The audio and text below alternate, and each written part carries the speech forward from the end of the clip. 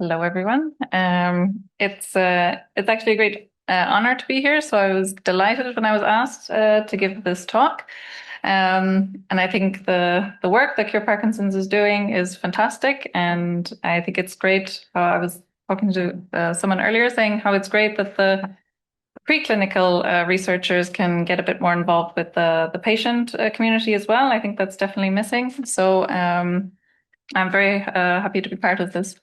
So I'm just going to quickly talk about some of the work we've been doing. So these are all preclinical models. And as you just heard, I'll be looking at specifically alpha-synuclein models and how carnosic acid can affect these models. So how is it, and how can carnosic acid benefit people with Parkinson's? So carnosic acid is actually naturally occurring. So we find this in rosemary and sage, very, very low levels. But what scientists can do is you can extract this and concentrate it and then give a lot more to the person, so we can take advantage of these properties that it has. So we already know that from previous research, that it can protect brain cells. So we know it can get into the brain. And it does this by turning on the body's own defense systems, right? So it helps neurons survive under oxidative stress. We know that it can reduce oxidative stress and inflammation in the brain. So it can, and we know that oxidative stress is one of the key drivers in Parkinson's. And it does this, so it helps cells clean themselves. So there's this, it's a support process to remove damaged proteins, which can also build up in Parkinson's. And importantly, it tends to target damage only where it's needed. So by this, I mean the compound only becomes activated when the cells are stressed, when they're releasing these reactive oxygen species, and this is when it can get activated. Otherwise, it doesn't do anything if it doesn't need to. So it's where there is stress, it can target. And so, as I said, our aim was to evaluate carnosic acid in our alpha-synuclein models of Parkinson's.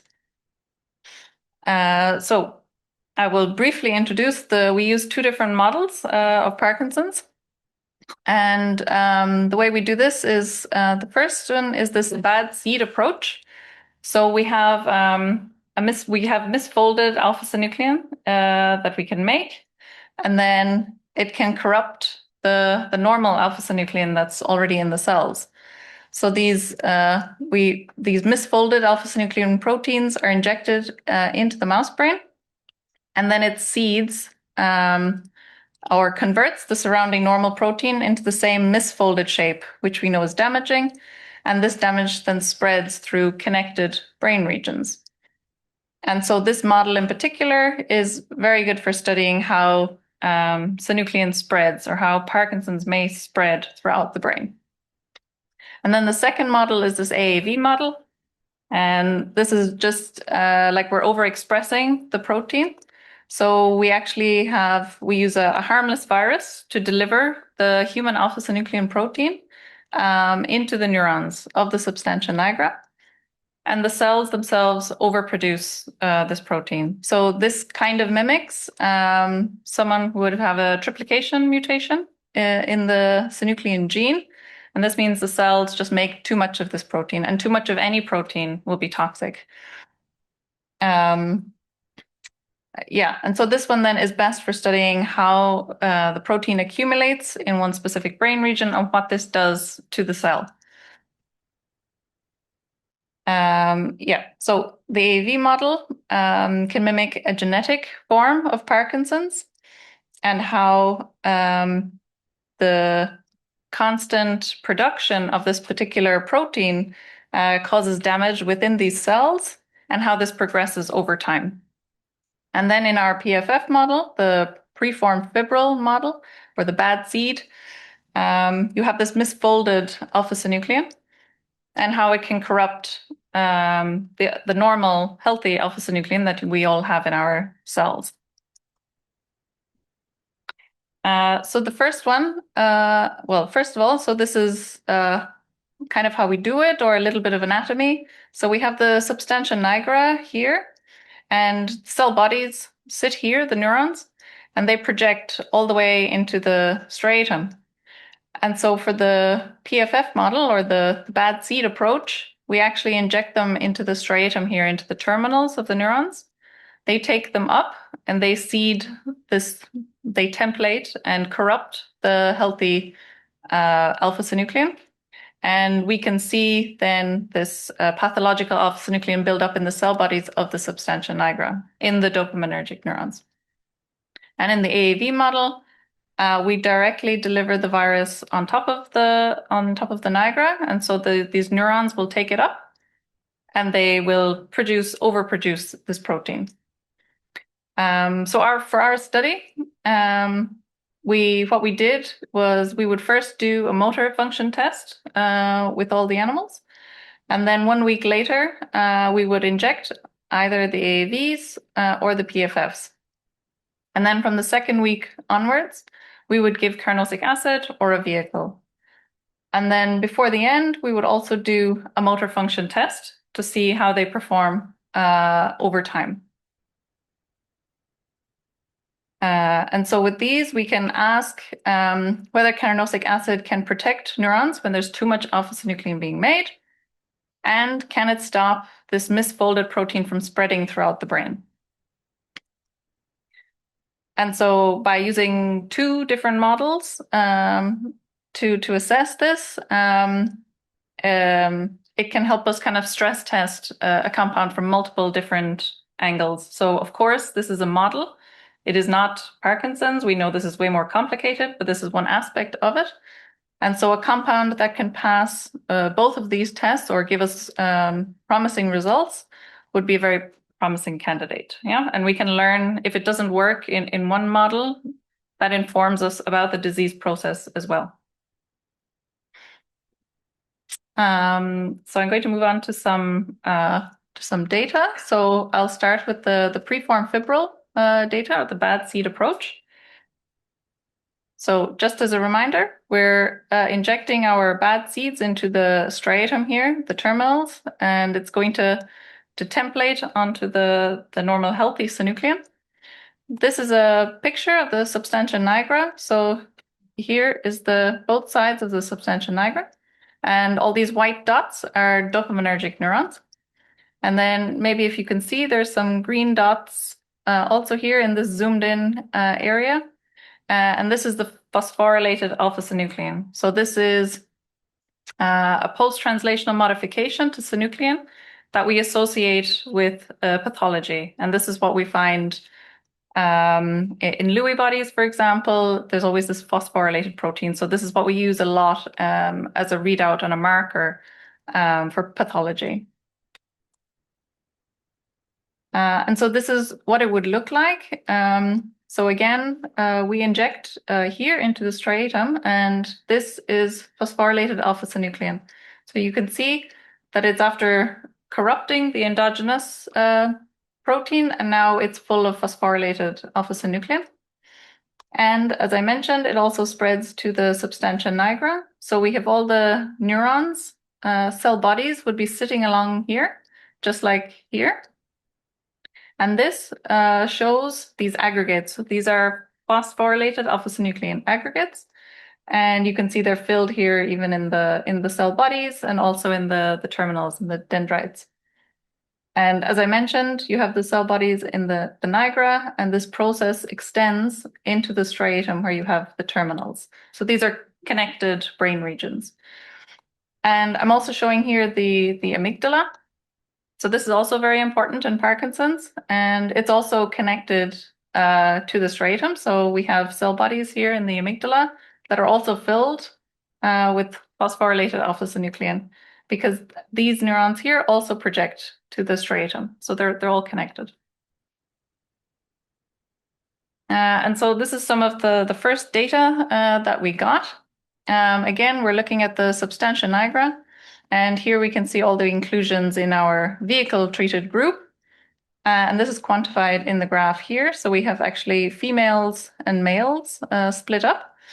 And these are just some representative images. So we gave 2 different doses of carnosic acid, 10 mg per kg per day, for about was 10 weeks. And we can see that it was slight reduction in the pathology that we're seeing. And with the 30 mg per kg, we saw an even greater reduction. And this was particularly evident in the females. So you can kind of see there is a trend towards reducing as we went up with the dose. Unfortunately, we didn't see the same thing with males. But yeah, so it's interesting, but that's of course not the end of the story. When we looked at cell death, so normally with this model, you will get maybe 20% of dopaminergic neurons will die just because of this because of the model and this buildup of phosphorylated alpha-synuclein. And so in the females, we didn't actually see as much cell death. So here, this is the group with the vehicle only, and it's just under 20%. And actually, we saw, in comparison to the controls, we saw that the lower dose, so the 10 mg per kg per day, seemed to have a neuroprotective effect, even though this was not significant. But you do see there's a kind of a separation in the groups here. And actually, with the 30, with the higher dose, this seemed to be less neuroprotective. The males then is a different story. So we actually had over 20% cell loss in our vehicle treated group, and both the 10 and the 30 mg per kg of carnosic acid had a significant effect. So this was protecting the neurons from cell death, even though they may not have cleared all of the pathology, it was still able to protect the neurons somehow. So just a reminder again of our treatment. So I told you in the beginning, we did a motor function test before we did any injection. And also just at the end, before we finished the study, we also tested. And in between, we had carnosic acid for about 8 to 10 weeks. And so in this, in our PFF group, so our bad seed model, if you look at this middle point here, so again, we have the females on top and the males on bottom. And this point here is the baseline. So now we've grouped all the animals together, and I'm just showing the average. And this is where they started. And then over time, after the 12 weeks, you could see their motor function had declined. So this is something we would expect to see with the model.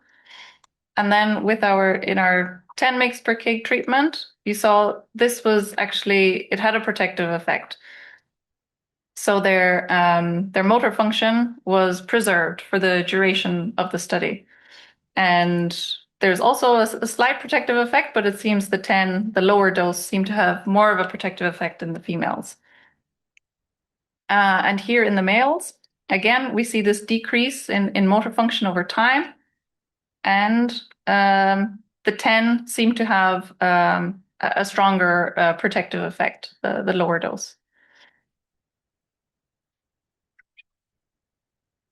So one of the known pathways of how carnosic acid, so I mentioned at the beginning, it's an antioxidant and it's also an anti-inflammatory compound.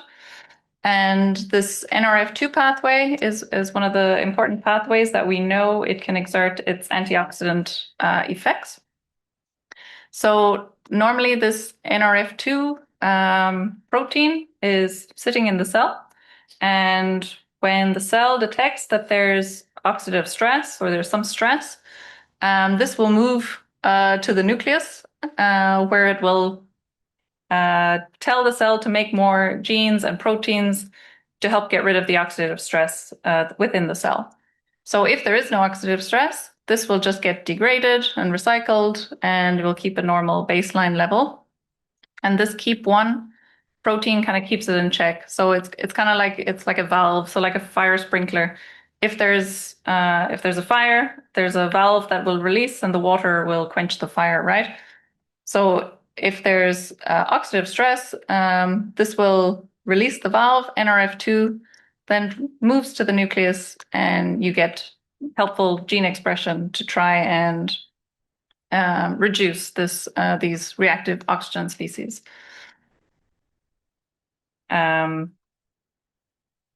And so we know that carnosic acid can modulate this Nrf2 system.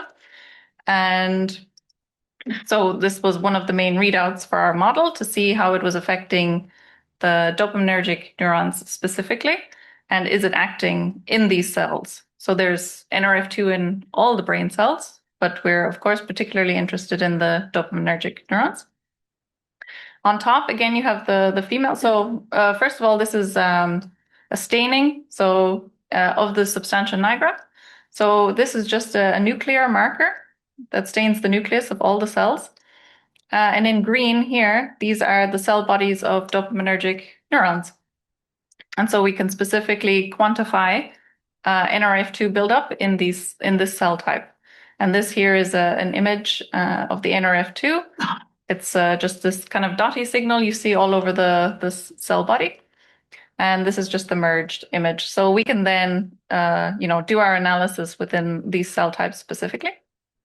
And what we saw in our female cohort was that the lower dose, the 10 mg per kg, actually had a significant increase in our Nrf2 levels, which is what we were, I guess, expecting. But interestingly enough, the higher dose did not have the same effect. So some kind of threshold here. And then with our male cohort, actually, this did not change. So it was significantly decreased in comparison to our controls. There's a couple of reasons why this might be. Nrf2 is quite a quick responder, and there was a week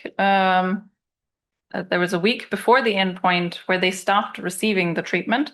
So it could be that the effect had come and gone. So we know that it was neuroprotective. So in the beginning, I showed you the graph that there was less cell death. So we know it's doing something. So in this case, it could be just that the effect had come and gone. It's just a theory. And so what we want to do further analysis on this is we can actually, we can actually divide these dopamine cells into the cytoplasmic region of the cell and the nuclear region of the cell. And so we can actually go a little deeper into the mechanism and say, is there more Nrf2 in the cytoplasm or the nucleus? And how does this change? Because we know there may be differences in how Nrf2 actually works normally between males and females. So maybe this will give us more information. So this was just a broad first pass, just looking at the intensity levels across these cells. This will give us a more detailed analysis. So this is what we're currently working on as well. Now for the second model, this was the turn it up approach. This is where we have our virus that's carrying the human alpha-synuclein protein, and it's overexpressed in these dopaminergic neurons. So here we inject directly just on top of the nigra, and this is what it looks like in a tissue section of the substantia nigra. You have it here, and these are all the dopaminergic neurons filled with alpha-synuclein. And what we can do, particularly with this model, is when with the immunostaining, you can pick out the dopamine neurons. There are other neurons as well and other cell types. And you can specifically see the level of synuclein within each cell. It can differ. And then you can also look at different organelles within these cells, like mitochondria, the lysosomes, and you can see how synuclein or this overexpression of synuclein is affecting these cells. So yeah, we have healthy set of neurons, dopamine neurons in the nigra, where you have the cell bodies. And then when we overexpress alpha-synuclein, we have this green buildup of the protein within the cells. And this will stress them. So we know this will generate oxidative stress and inflammation in the area. And so actually what we saw, the first one is our female cohort. This was quite unexpected, but we saw with the higher dose, the 30 mg per kg, this actually increased the levels of synuclein load within the cell. Now, I should have said before, so we started with the bad seed approach, the PFF model, and we tested two doses. And the idea was to see which one would be more beneficial and move forward with this one. And because we saw the reduction in the phosphorylated alpha-synuclein with the higher dose, we moved forward with this. And it was only, when the more mechanistic data is coming through, that we see, that maybe the lower dose can be more effective in females. But anyway, so for this model, we only have the higher dose. And we see that this is just an image of the cells stained for synuclein. So this is the total alpha-synuclein, so not specifically phosphorylated synuclein yet. This is the total load that the cells are expressing. And actually with the males, we saw the opposite effect. So here we have a significant decrease in the amount of alpha-synuclein that these cells are producing in the male mice. Now, as I said, when we have these models, we know there's inflammation and there's oxidative stress. And so just to give a brief introduction of what inflammation is. So it's the inflammatory response within the brain. And this is how the brain defends itself against injury, infection, or disease. Of course, same as the periphery, but we have a different system in the periphery, and we have specialized cells, particularly for neuroinflammation in the brain. And these cells that take care of this inflammation are microglia and astrocytes. These are our first responders in the brain. So normally in the nigra, you'll have your neurons, and surrounding these, you will have microglia and astrocytes. And these are all in constant communication with the neurons to make sure they're healthy. They're checking the state of the neuron, and if the neuron becomes stressed, these glial cells will become activated, and they will try to protect the neuron. However, when there's inflammation, so like when you have too much alpha-synuclein or there's phosphorylated alpha-synuclein aggregates in the cell, this will lead to inflammation because the neuron is stressed. And then it starts to recruit all these cells. So the resident cells that are nearby will secrete these things, molecules, cytokines and chemokines, and this will tell other microglia and astrocytes to come to the area to try and fix the problem, basically. And normally, this is a healthy approach. We all have this, and we need this, and we would not survive without it. But the idea is that it's balanced. So we can go from a neuroinflammation back to normal levels.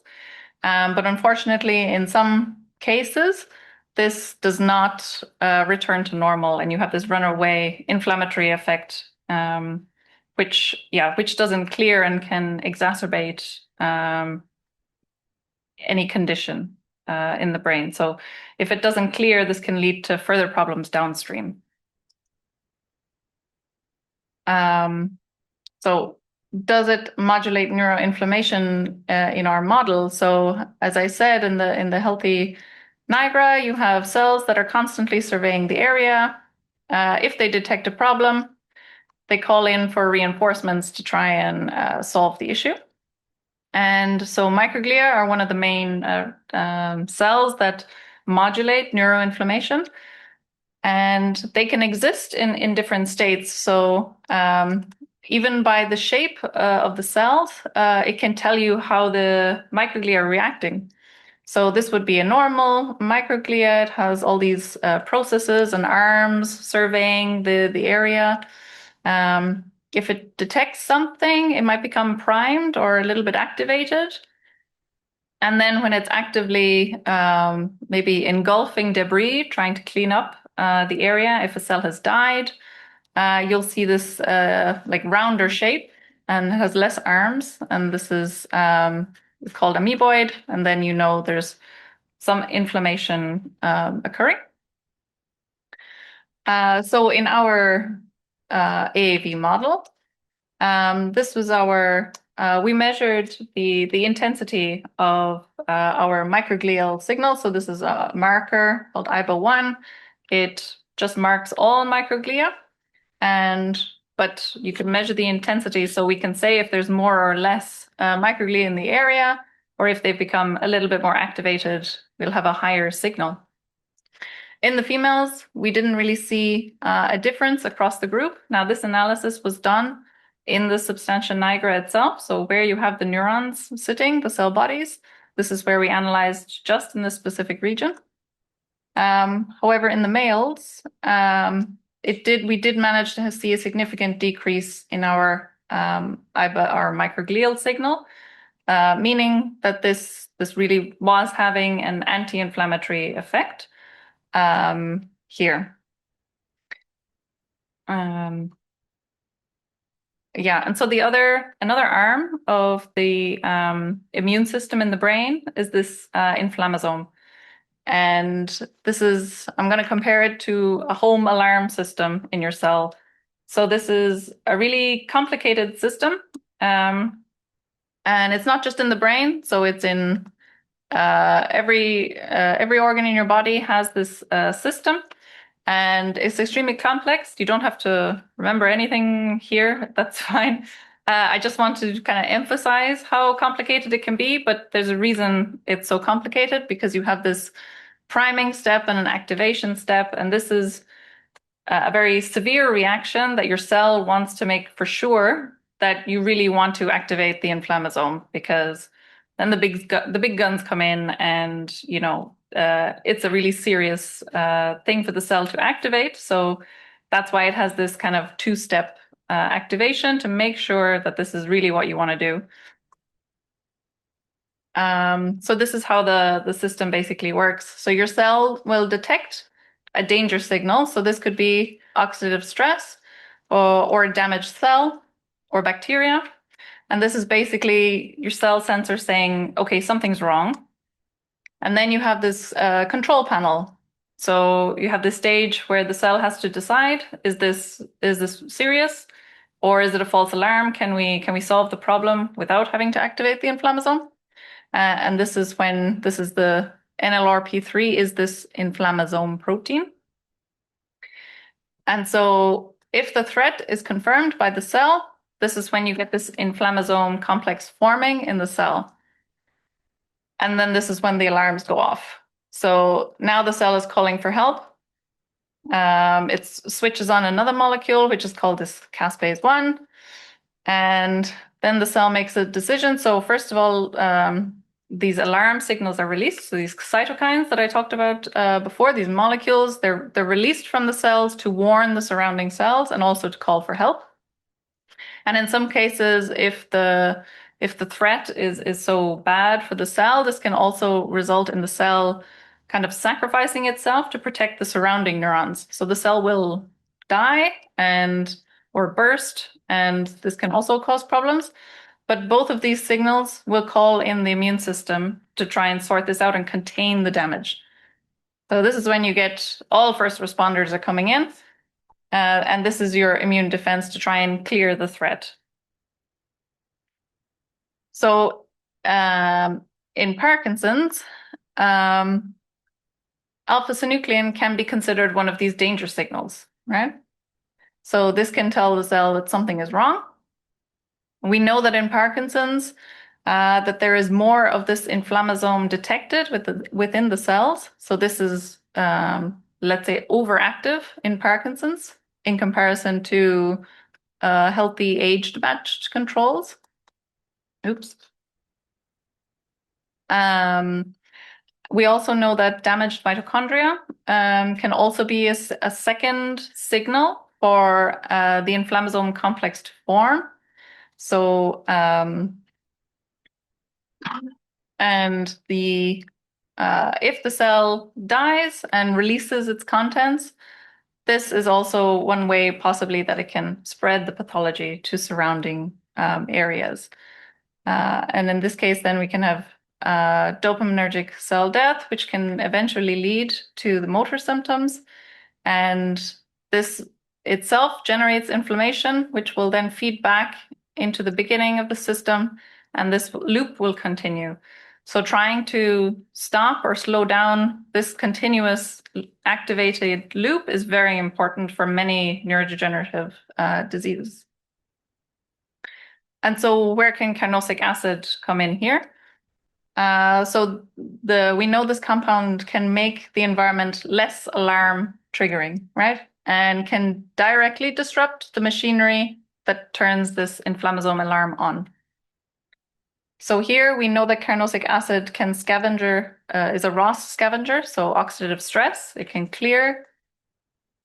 It can also block these cytokines that cells release when they're inflamed. So it can block those expression.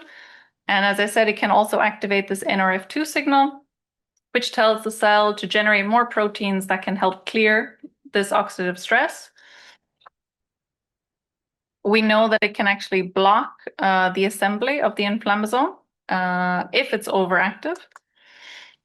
And yeah, as I said before, these alarm signals then can be decreased with carnosic acid, so there's less cytokines. Okay, so one of the ways then that we can measure inflammasome activation in the lab. So now I'm going to move just from the mouse models onto humans, actually. So we can take some peripheral blood, and within this blood you have all different kinds of immune cells. And these are called peripheral blood mononuclear cells, or PBMCs for short. And what you can do is you can take this blood sample, isolate these PBMCs, and culture them in a dish in the lab. And there's a very common way to activate these cells in the lab, that you can put a compound that will cause inflammation within these cells. And then you can test different compounds to see whether they can prevent this inflammasome activation or not. So this little green dot here, if you can see it, is actually an inflammasome complex. So we did this in the lab. So we got this from a healthy person, but we wanted to test our compound. And so on the bottom here, we have different concentrations of carnosic acid that we used. And in this graph, this is the cell count. So these are PBMCs. So even with the higher doses of carnosic acid, we see that our cell viability was good. So it wasn't having any negative effect on the cells overall. In the middle, you can see here, this is inflammasome activation. So do we get this green dot, or can we prevent it? And here, as you see, as we increase carnosic acid, it correspondingly decreases the amount of inflammasome activation within these human immune cells. And then this is a secondary readout for the inflammasome. So this is IL-1 beta. This is a very important cytokine in this inflammatory process. And again, we see the same corresponding decrease with carnosic acid treatment. So if you're all still with me, some take-home messages. In my opinion, this carnosic acid shows very promising preclinical neuroprotective effects. And it works by helping the brain help its own defense system to reduce stress and inflammation. And less may be more, so we don't know, but dosing here might be critical, especially for males and females. So we've seen that male and female mice, anyway, can respond differently.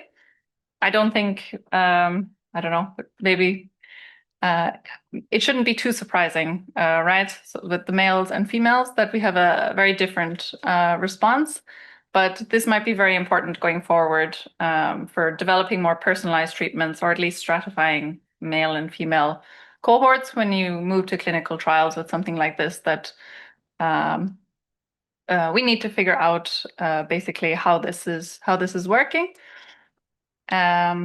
This is not something that we think might be a standalone cure, maybe, but this might be a strong candidate for as an adjunct therapy, or maybe in combination with other medicines that are used for Parkinson's.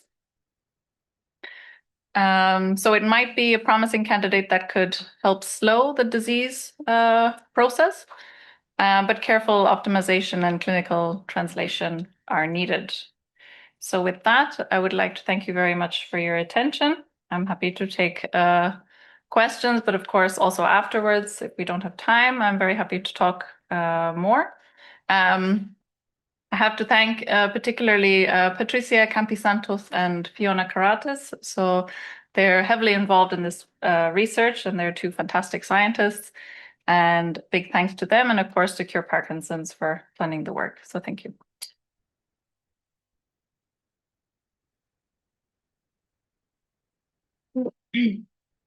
Thank you.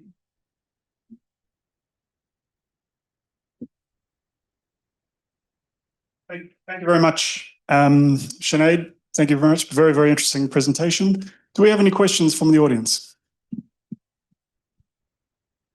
Yes, thank you very much for a very good and clear presentation. I'm quite interested in your gender differences. You seem to say it's obvious that they'll be different. Why would they be different? I don't understand enough about the brain, clearly, but why is it obvious? Yeah, no, you're right. That's maybe a poor choice of words, but I find it very interesting. And I think maybe there's not enough maybe work done on all medicines that are put out there to separate the male and female differences, right? But we know actually that Nrf2 works differently in males and females. We know that females have a higher baseline level of Nrf2 to begin with. Why? And so why? This could be to do with estrogen, for example, so different hormones that can also play a role in these systems. So this might also explain, we know that estrogen is neuroprotective as well to a certain extent. So this could be one of the reasons why. Yeah. Yeah.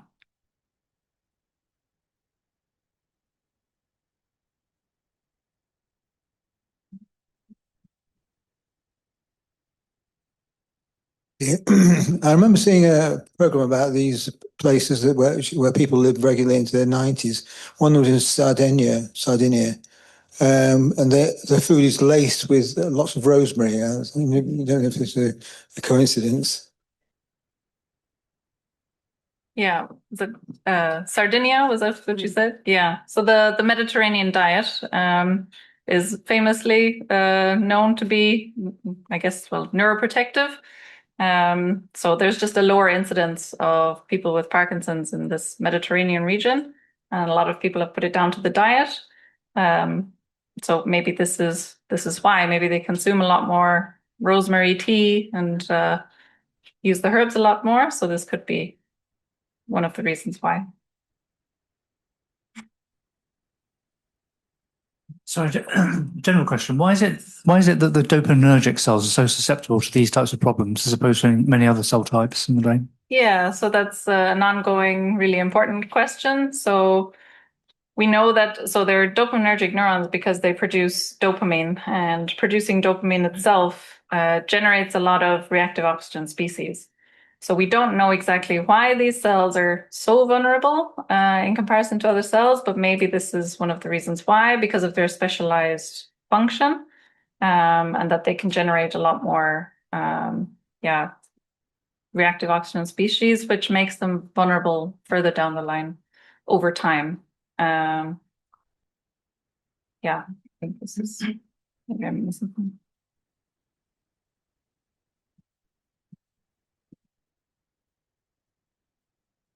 Yeah, thank you very much for that. My big question is, what happens next? What prospect is there of this research carrying on becoming a product? Yeah, so there's already some movement in that area. So other scientists have been developing kind of a prodrug of carnosic acid. So this will, so carnosic acid itself is quite volatile and can be broken down very quickly. So it has a very short half-life. So one of the ideas was to try and stabilize this. So there is a compound being developed. I'm not sure how much I'm supposed to say anymore, but there is another group working on a compound that's, we'll say, close to moving it to clinical trials. Great. Yeah.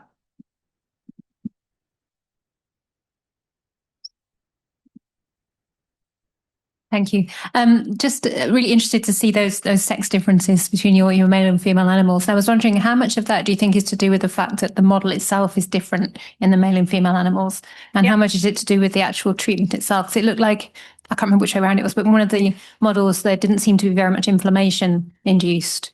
And is that the reason why you can't pick up an effect? Yeah, so this could be one thing. So again, the timing. So we're only looking at one time point here, and this is 12 weeks after the initial injection. So normally the inflammation has kind of died down to a certain extent. So this could be one of the reasons that we don't see such a difference in the females. The other thing for so there are two different models. So we have to also really take this into account. So in the first model, I did show this phosphorylated alpha-synuclein readout. We still have to analyze the data for the phosphorylated alpha-synuclein in the AAV model. So as I mentioned, what you saw there was just the total protein load.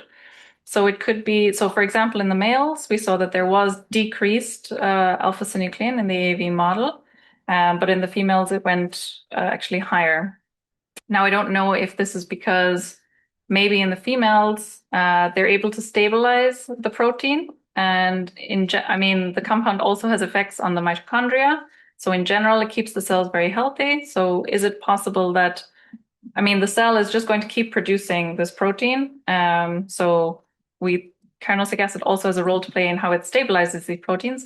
And if we look at the ratio of phosphorylated alpha-synuclein to total alpha-synuclein, this will be a better readout, let's say, for pathology and if it's protective, because so the idea then would be that there's a lower amount of phospho-alpha-synuclein in this model relative to the total protein load. We did start off with roughly the same amount of protein in the control groups between male and females. But yeah, it's interesting to know why that difference is.